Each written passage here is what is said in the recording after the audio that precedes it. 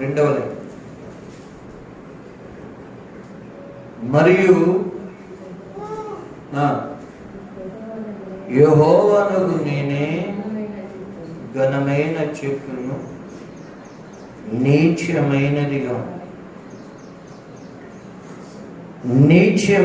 చెట్టును ఘనమైనదిగాను చేయువాడననియు, పచ్చని చెట్టు ఎండిపోవునట్లును ఎండిన చెట్టు వికసించునట్లును చేయువాడననియు, భూమి అందుండు సకలమైన చెట్లకు తెలియబడును. యెహోవానగు నేను ఈ మాట సెలవిచ్చితిని, నేనే దాన్ని నెరవేర్చేదను. ఈ వాక్య భాగం ద్వారా ప్రభు మనతో మాట్లాడును గాక. దీనిలో మొదటి భాగం ఉంది. ఆ మొదటి భాగం మనకొద్దు. రెండో భాగం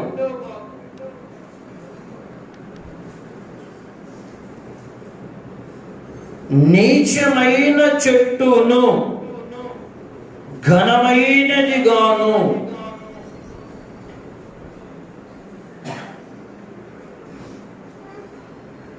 తరువాత రెండో భాగం ఎండిన చెట్టు వికసించునట్లు చేయువాడననియు, భూమి యందున్న సకలమైన చెట్లకు తెలియబడును. హల్లెలూయా. ఎలా చేస్తాడంట? నీచమైన చెట్టును ఘనమైనదిగా. మీరు అర్థం చేసుకోవాలి. ఆ రెండు భాగాల్లో రెండో పార్టీ తీసుకున్నాను. ఎండిన చెట్టును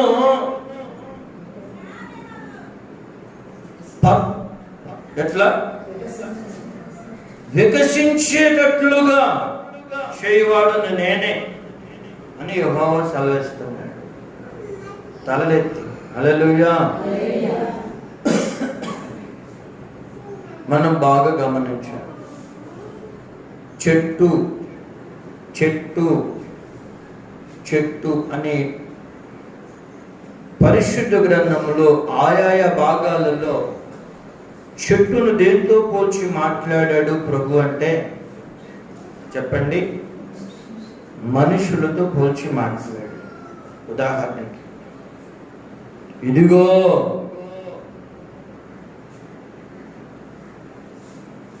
చెట్టు వేరున గొడ్డలి, మత్తయి సువార్త 3వ అధ్యాయం తీయదు. ఒక ద్రాక్ష తోటలో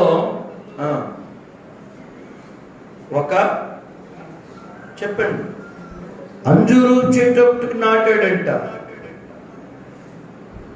ద్రాక్ష తోట యజమాని 3 సంవత్సరాలు చూసిన అది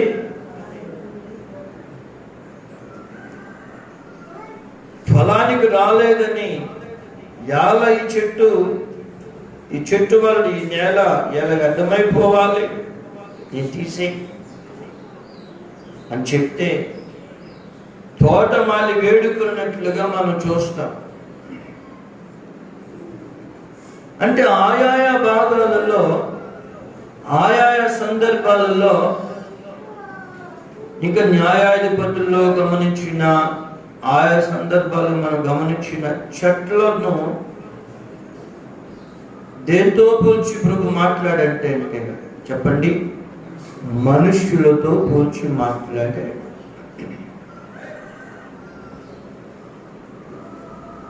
ఇప్పుడు మనం చదువుకున్నాం, నీచమైన చెట్టును ఘనమైన చెట్టుగా చేసేవాడును నేనే.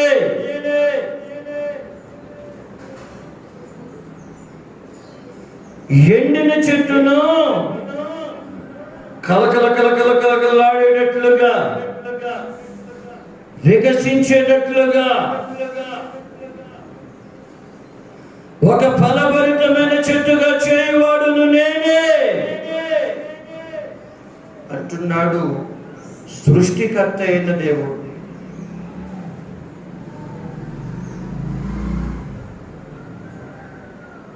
బాగా గమనించాలి.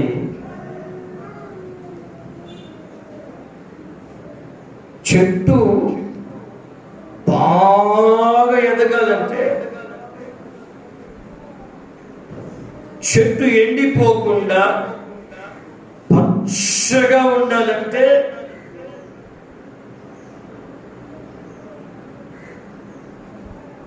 చెట్టు ఎదుగుతూ ఎదుగుతూ ఎదుగుతూ ఎదుగుతూ ఎదుగుతూ పూలు పూసి కాయలు కాసి బహుగా ఫలించాలంటే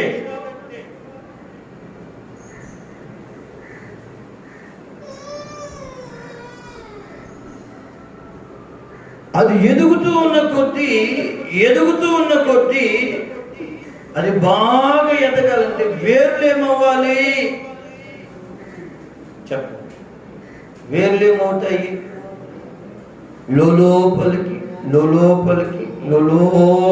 చొచ్చిపోతాయి. ఏంటయ్యి? వేర్లు.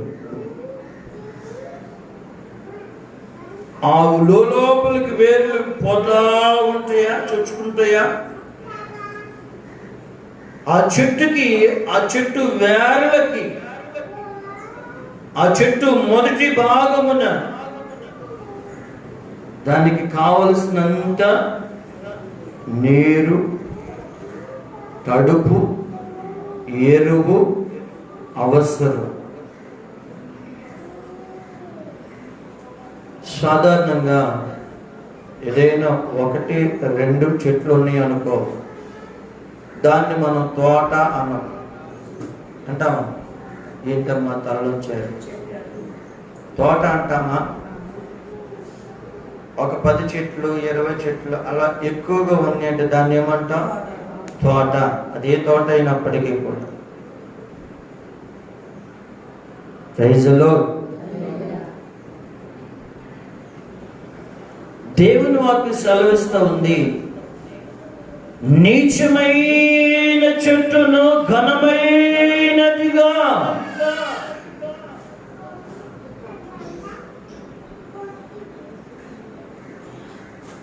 ఎండి వ్యాసారి ఒడిలిపోయినటువంటి చెట్టును, ఎండిన చెట్టును వికసించేదిగా, పూలు పూసేదిగా, ఫలించేదిగా, విస్తారమైన కొమ్మలు వేసేదిగా చేయువాడును నేనే అంటున్నాడు ఆయన. ఈ విషయాన్ని జనులందరూ తెలుసుకోవాలి.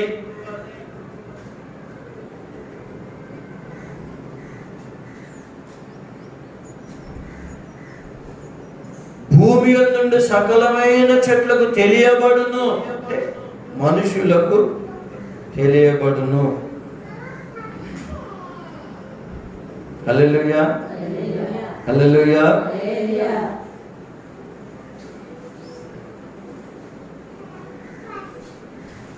చెట్టుకి వేరు ప్రాముఖ్యం చెప్పండి. ఏది? వేరు ప్రాముఖ్యం. ఏ చెట్టు అయినా అనగా ఏ మనిషి అయినా అది పచ్చగా ఉండాలి, అది ఎదగాలి, అది ఫలించాలి, అది ఫలభరితంగా మార్చబడాలి అంటే వేరు ప్రాముఖ్యం.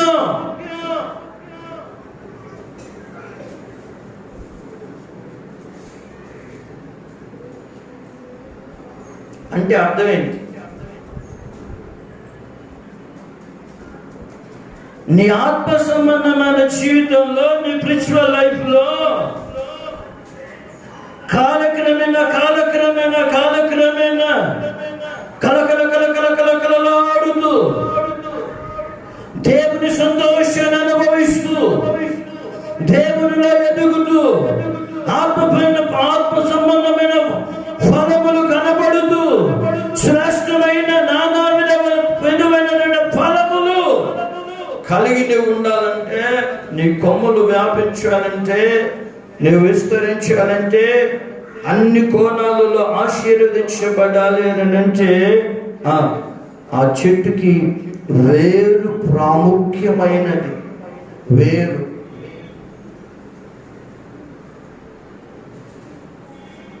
చెట్టుకు ప్రాముఖ్యమైనది ఏంటది? వేరు.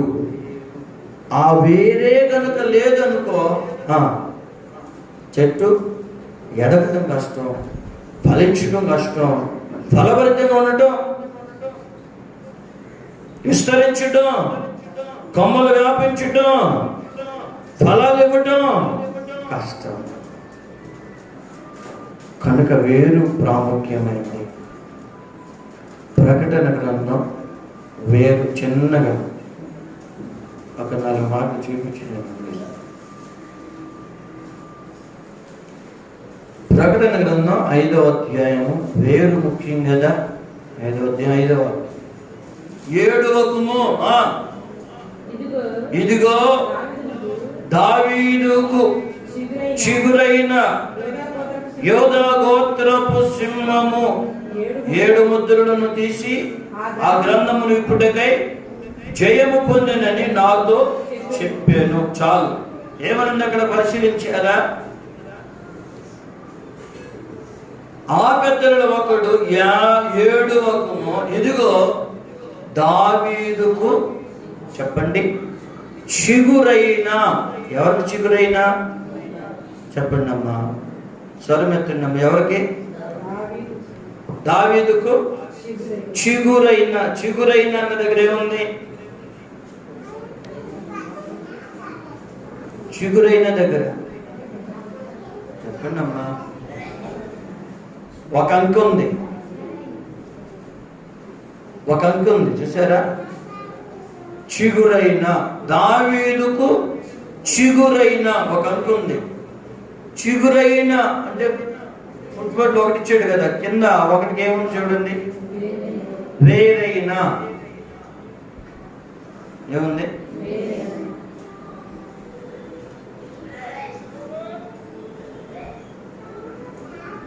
అంటే దావీదుకి లేక వేరైన. దావీదు ఫలించడానికి గల కారణం, దావీదు విస్తరించడానికి గల కారణం, దేవునిలో దేవుని ఆత్మలో మైమరిచి దావీదు ఆనందించడానికి గల కారణం దావీదుకి చిగురైన, దావీదుకి వేరైన. చెట్టుకి ఏది ప్రధానం? వేరు ప్రధానం. ఇప్పుడు దావీదు వేరెవరు చెప్పండి అమ్మా. దావీదు వేరెవరు? యేసయ్య. చెప్పండి, యేసయ్య. కీర్తన గ్రంథం 3వ అధ్యాయము 5వ వాక్యం, యెహోవా నాకు ఆధారము.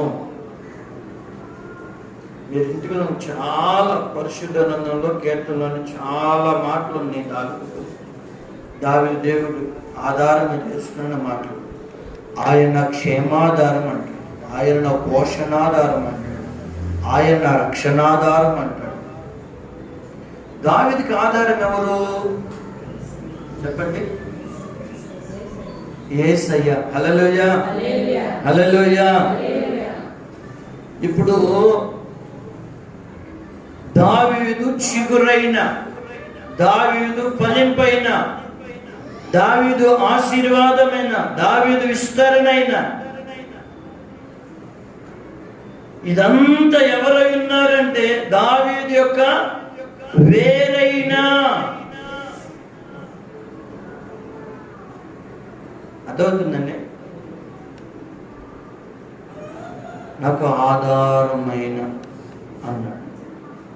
యెహోవా నాకు ఆధారం అంటే ఈ చెట్టు ఫలించాలంటే, ఈ చెట్టు ఫలభరితంగా మార్చబడాలంటే ఈ చెట్టు పచ్చగా కలకలలాడుతూ ఉండిపోవాలంటే ఈ చెట్టు కాలక్రమేణా ఎదిగి ఫలభరితంగా చెట్టుగా, ఫలించే చెట్టుగా, విస్తరించే చెట్టుగా. ఒకప్పుడు ఎంత ఉంది చెట్టు, నేనే తీసుకుని కూర్చోపెట్టాను. ఇప్పుడు చూడి చెట్టు ఎంత అర్థమవుతుంది. అంతగా ఎదగాలని అంటే ప్రభు పేరిట మనం చేస్తున్నాను, దేవునిని ఆధారంగా చేసుకో.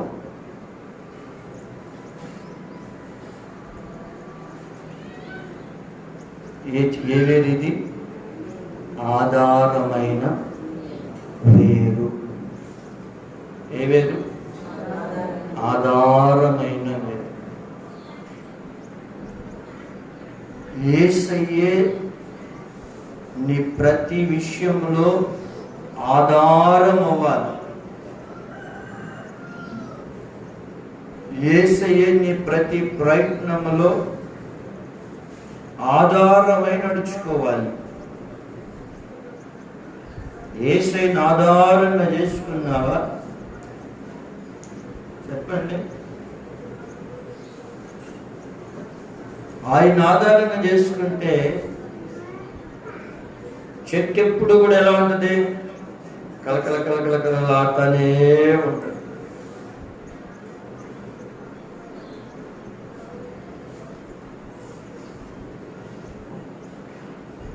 వేరుగా ఆయన ఉన్నాడే అనుకో, కావలసినంత ఆయన దగ్గరే ఉందగా, అనే కదా.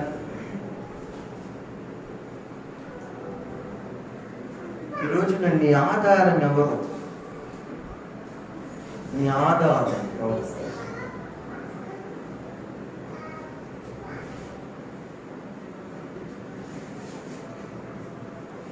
బ్యాంక్ బ్యాలెన్స్ నా ఆధారం కాకూడదు. నాకున్న సర్వ సంపదలు, నీకున్న సర్వ సంపదలు నీకు ఆధారం కాకూడదు. లోక సంబంధమైన స్నేహితులు, లోక సంబంధమైన ఇతరితర వాళ్ళు ఎవ్వరు నీకు ఆధారం కాకూడదు.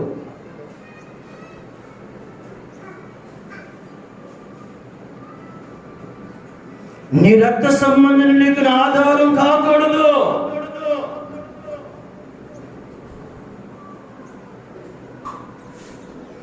మరెవరు కూడా, మరేది కూడా నీ జీవితంలో ఆధారం కాకూడదు. నజరేయుడైన యేసుని మాత్రమే ఆధారంగా చేసుకుంటే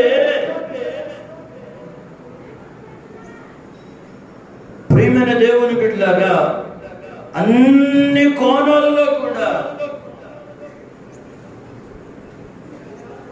నువ్వు ఫలభరితంగా ఉంటావు అనే మాట వాస్తవము. హల్లెలూయా. అన్నా, నా చెట్టు ఎండినట్లుగా ఉందన్నా, మోడైనట్లుగా ఉందన్నా, ఎండినట్లుగా ఉందన్నా, ఆత్మీయతలో నీరు అనేది కాస్త ఎండిందని అన్నట్లుగా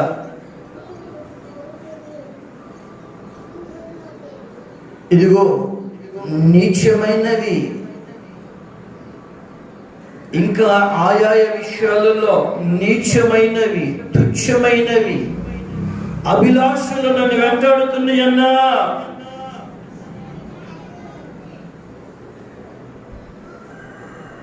ఇదిగో నా జీవితాన్ని పరిశీలిస్తే నేను నీచమైన చెట్టుగానే ఉన్నానన్నా, ఎండిన చెట్టుగానే ఉన్నానన్నా.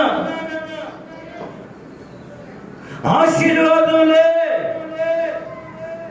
అభివృద్ధిలే,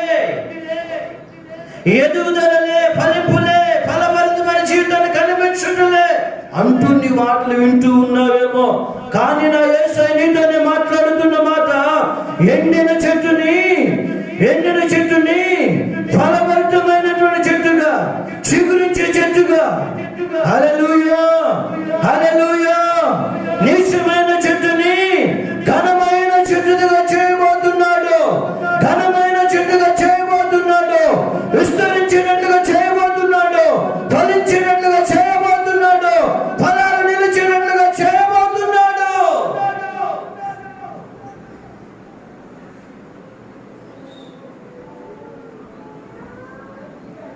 హల్లెలూయా. బాగా గమనించాం. ఏ స్థితిలో ఎండిపోయినావో నాకు తెలీదు. సాధారణంగా మన జీవితాలు పరిశీలించుకుంటే మనందరూ ఎవరు చెప్పండి? ఒకప్పుడు ఎవరమే చెప్పండి, ఎవరమే నీచమైన, చెప్పండి, సిగ్గుపడద్దు, నీచమైన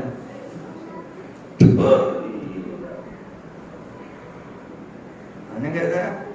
వీటికి బ్రతికి లేదు, నిజం. మన జీవితాలు అలాంటి, మన బ్రతుకులు అలాంటి. అవును కదా, మన జీవితాలు అలాంటి, మన బ్రతుకులు అలాంటి.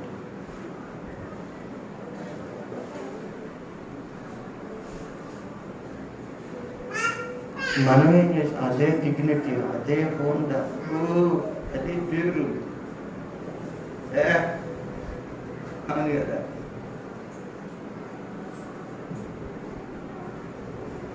నీచమైన జీవితాలను సైతం, ఎండిపోయిన జీవితాలను సైతం, నిజమైన జీవితాలను సైతం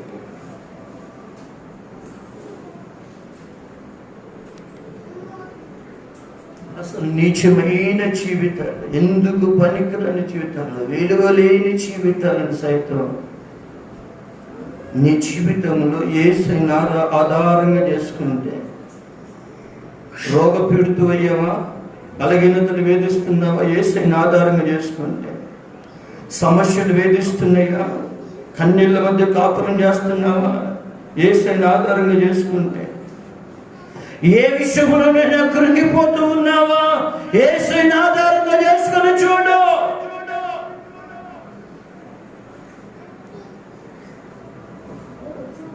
ఏ విషయాల సమస్యలు నిన్ను వెంటాడుతున్నాయో,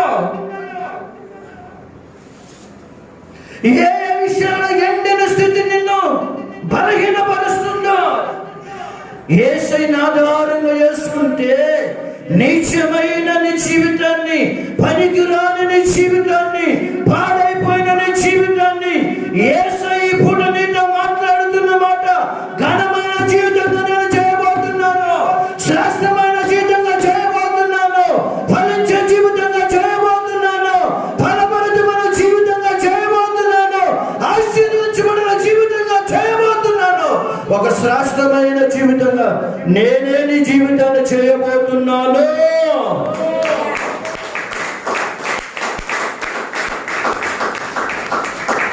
హల్లెలూయా, హల్లెలూయా. నీ చరిత్ర మారుస్తాడని ప్రభు పేరిట మనవి చేస్తున్నాను.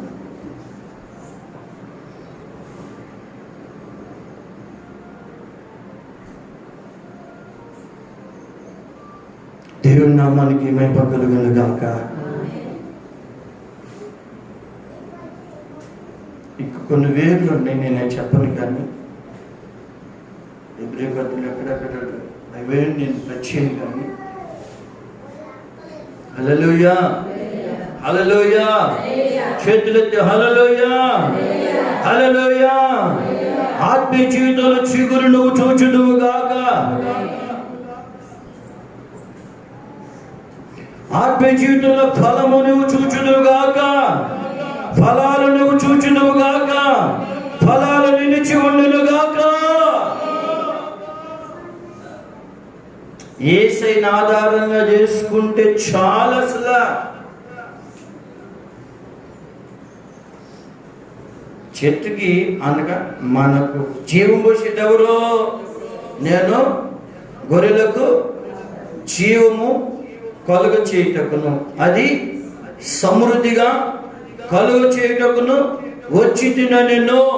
యోహాను 10:10 కదా. అసలు జీవమైన యేసయ్య నీ వేరైపోయాడనుకో,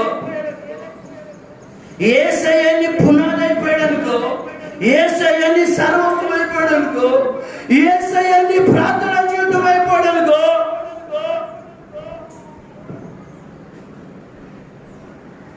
నీ ఎలా ఉంటుంది అసలు లోపల వేరై ఉన్న, వేరై ఉన్నది నీకు ఎవరు వేరై ఉన్నారు? యేసయ్య వేరై ఉన్నాడు అనుకో, అనగా నీలో క్రీస్తు అనే పునాది కదా. వేరు చిగురై, దావీదుకు చిగురైన వేరు. దావీదు సమస్య రాలేదా? కష్టాలు రాలేదా? కన్నీరు రాలేదా? అవును కదా. కానీ దావీదు ఏం చేశాడు? దావీదు ఏమయ్యాడు? ఆగిపోయాడా? భక్తిలో చల్లరిపోయాడా? గనక చేశాడా? అన్ని కోణాలలో దావీదుకి యేసయ్య చిగురై ఉన్నాడు కనుక దావీదు తన ఆత్మీయ స్థితిలో ఎలా ఉన్నాడంటే కలిగిన వాడుకున్నాడు. అర్థమవుతుందంటే ఎట్లా ఉన్నాడు? ఎలాంటి విశ్వాసం? మీరు గమనించారో లేదు, చెట్టు పెరుగుతూ ఉంటే ఆ చెట్టు వేర్లు లోపలికి పోతాయి, లోపలికి వెళ్తాయి. కొన్ని వేర్లకి కొన్ని రాతి బండలు అడ్డు వస్తాయి. వినాలి బాగా. ఏ బండలో? రాతి బండలు అడ్డు వస్తాయి. దేనికి? వేరుకి. రాతి బండనైనా వేరేం చేస్తుందో తెలుసా? ఏం చేస్తుంది? మీరు చెప్పండి. God bless you. బండ రాయే దాని ముందు కనబడినా, బలమైన రాయే కనబడినా, బలమైన పునాది దానికి కనబడినా ఏం చేస్తా తెలుసా? వేరు నువ్వు అడ్డు తగిలేవా రాయా, నేను ముందుకు వెళ్ళలేను రాయా అని, నేను పక్క నుంచి పోతాను రాయా, పక్కకి వెళ్తాను రాయా అని అందు వేరు. ఆ బండని చీల్చి ఆ బండ లోపలికి అలా అలుగుకుంటూ వెళ్ళిపోతుంది వేరు.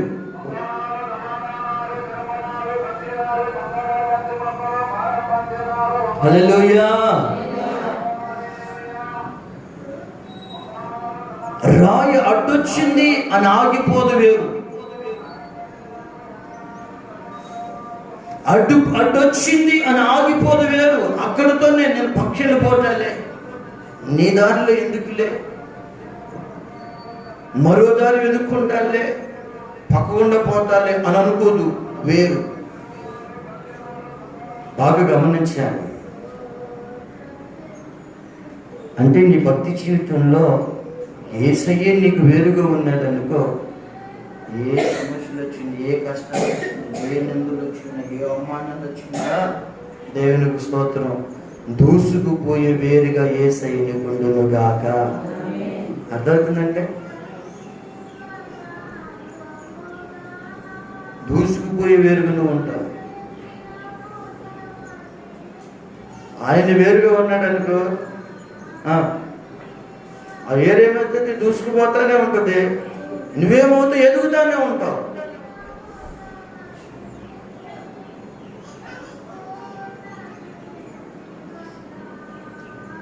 హల్లెలూయా. ఒకటి చెప్పండి,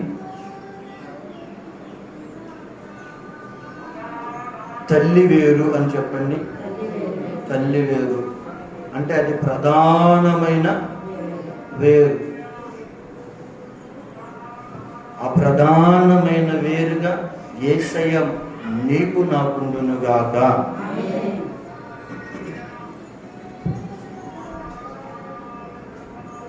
రెండవదిగా దూసుకుపోయే వేరుగా. మూడవదిగా ఒక విషయం చెప్తాను. వేలు కనపడతాయా? తల్లి వేరు కనపడుతుందా? మాట్లాడు. చెట్టు కనపడుతుంది కదా, కానీ వేర్లు కనపడతాయా? పెద్ద పెద్ద వేరు కనపడతాయా? మాట్లాడుతున్నా. కనపడతాయా? కనపడతాయా? కనపడవు. ఎక్కడుంటాయి? భూమి లోపల ఉంటాయి వేరు.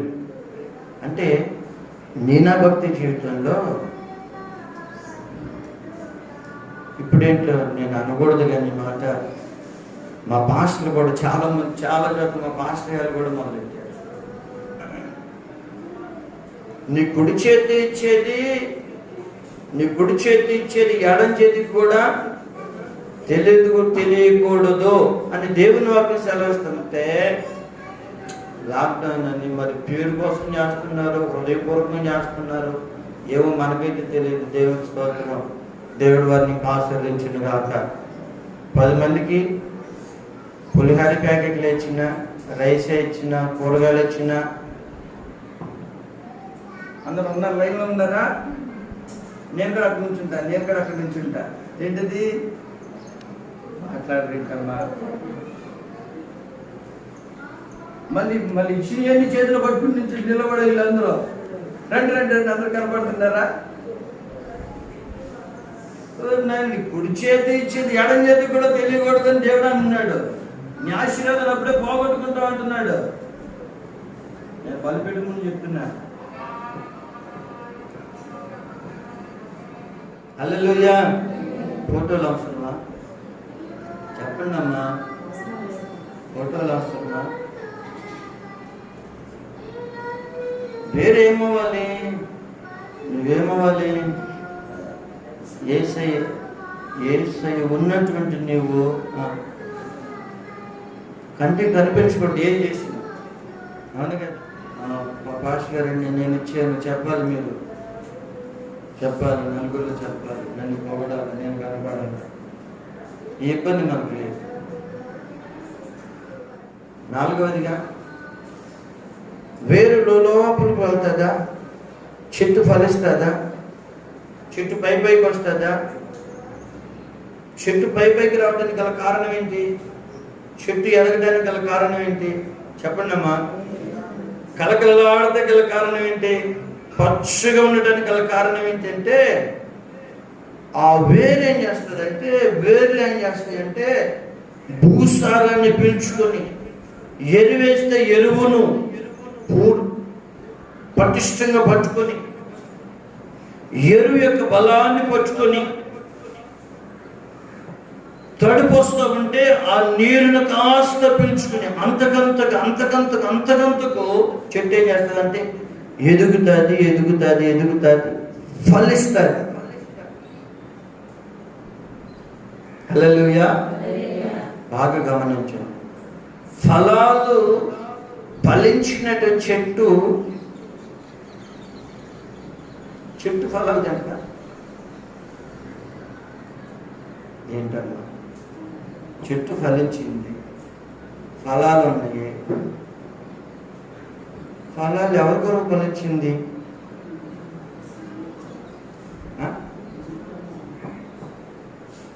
హల్లెలూయా. ఎవరు నాటుకున్నారు?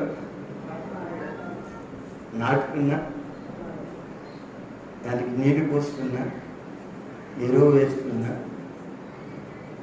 యజమాని కొరకు అది ఫలించింది. కొరింథీయులకు ఒక వాక్యం చదివి నేను ముగిస్తాను. కొరింథీయులకు రాసిన మొదటి పత్రిక 3వ అధ్యాయము 8వ వాక్యం 6వ వాక్యం. నేను నాటితిని, అపోలో నీళ్లు పోసెను, వృద్ధి కలుగజేసిన వాడు దేవుడి. కాబట్టి వృద్ధి కలుగొచ్చే దేవునిలోనే గాని నాటువానిలోనైనను నీళ్లు పోయేవానిలోనైనను ఏదియు లేదు. నాటువాడును నీళ్లు పోయేవాడును ఒక్కటే. ప్రతివాడు తాను చేసిన కష్టం కొలది జీతము. మేము దేవుని జతపని వారమై ఉన్నాము. మీరు దేవుని వ్యవసాయమును. ఎవరు దేవుని వ్యవసాయము? మీరు దేవుని. అపోస్తలుడైన పౌలు అంటున్నాడు, నేను నాటాను. అపోలో ఏం చేశాడు? వాక్యమని నీరు పోసాడు. వృద్ధి కలుగజేస్తున్నవాడు, ఫలింపజేస్తున్నవాడు, ఎదిగింపజేస్తున్నవాడు దేవుడే. ఇప్పుడు ఫలాలు ఎవరికి ఇస్తుంది? చెప్పండి. ఎవరికి ఇస్తుంది?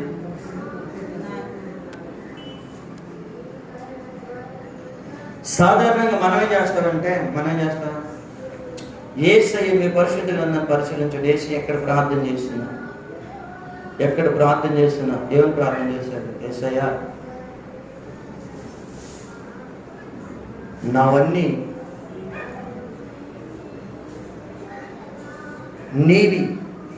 నీవన్నీ చెప్పండి అమ్మా.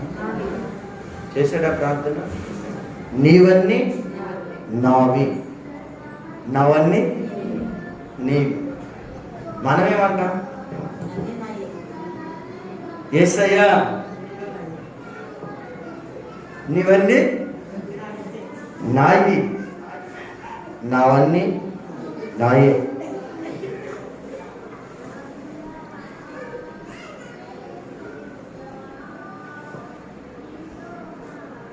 యేసయ్యా నీవన్నీ నాయి. ఉద్యోగం ఇచ్చావు, వ్యాపారం ఇచ్చావు, అది ఇచ్చావు, ఇది ఇచ్చావా? నువ్వేమి ఇచ్చినా అవన్నీ నాయి.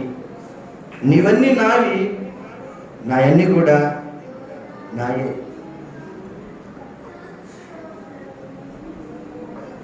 అర్థమైందండి నీకు?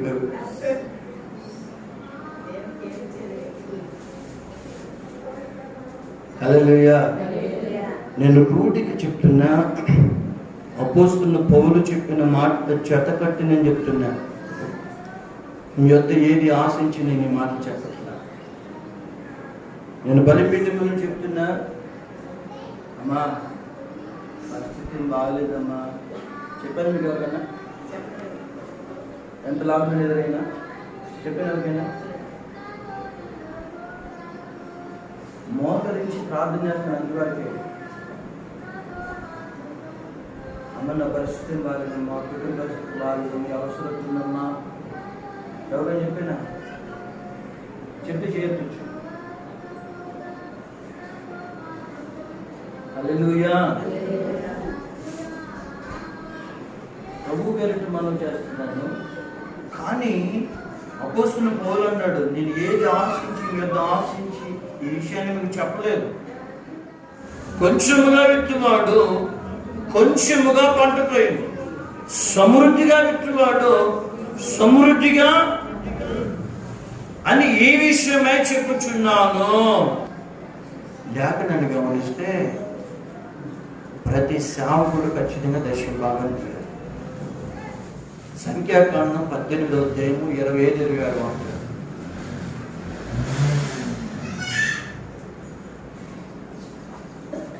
తీసారా? పేరు 127. మరియు యెహోవా మోషేకు ఇలాగ సెలవిచ్చెను, నువ్వు లేవీయులతో ఇట్లను, నేను ఇశ్రాయేలీయుల చేత మీకు స్వాస్యముగా ఇప్పించిన దశమ భాగమును. లేవీయులంటే ఎవరు చెప్పండి అమ్మా?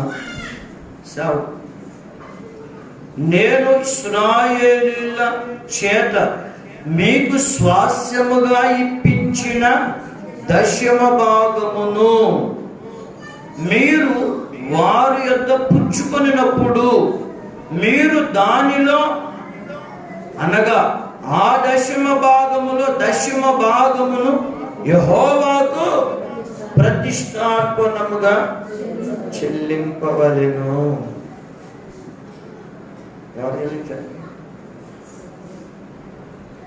ఇశ్రాయేలీయుల యొక్క దేవుని కొరకు ఏర్పరచబడిన లేవీయులు దశమ భాగం ఇశ్రాయేలు వారిస్తే లేవీయులు ఏం చేయాలంట? వాళ్ళు ఇచ్చిన దశమ భాగాలలో మరల వీరు దశమ భాగాన్ని తీసి దేవునికి. హల్లెలూయా. చేతులెత్తి హల్లెలూయా. దేవుడు మిమ్మల్ని దీవించునుగాక.